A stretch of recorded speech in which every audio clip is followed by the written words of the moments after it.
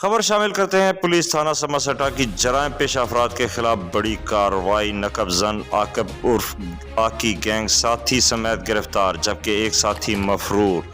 ملزمان کے قبضہ سے 2.5 لاکھ سے زائد نقدی رقم، وارداتوں میں استعمال ہونے والا 30 بور، جبکہ سرقہ کیا گیا سامان جس میں موٹر سائیکل، قیمتی موبائل فونز، کریانہ کا قیمتی سامان، الیکٹرانک کنڈا، موٹر پمپس اور بہت سی ضروریات زندگی کی قیمتی اشیاء برآمد۔